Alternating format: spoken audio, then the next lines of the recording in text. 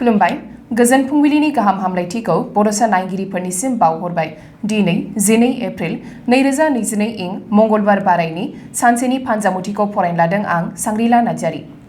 मेष राशि सुथुरफोरा बांलांगोन, माबाफोर जेंनायाव गोग्लैनो हागौ, सांग्रां जानानै थानांगोन। वृष राशि सोरनिबा बाथ्रा बुंनायाव हायगानानै थानांगोन, गोसोखौ हमथानानै थानांगोन।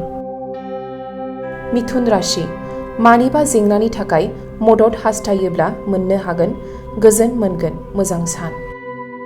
कर्कट राशि मानिबा जाहोनाव गोबां रां खरसा जानो हागौ, गोसो हमथानानै सोलिनांगोन।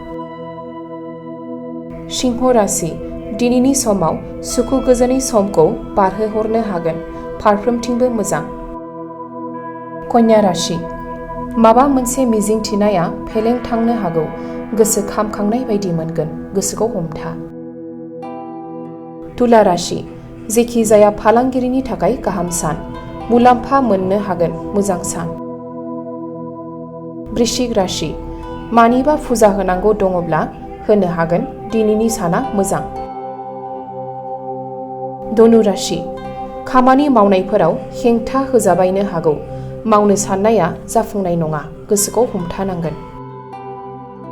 मकर राशि सोरनिबा दुखु गोनां खौरां खोनानो मोननो हागौ, गोसो गाज्रि मोननायजों सम बारहोहरनांगोन। कुम्भ राशि लोगो जालायनानै बबेबा मावनो हायै खामानिफोरखौ मावनो हागोन, गोजोननाय मोनगोन। मीन राशि साननाय थांखिफोर दङब्ला जाफुंगोन, गोसोखौ गोजोन मोनगोन, मोजां सान। दिनैनि फानजामुथिया एसेनोसै, गोजोन्थों।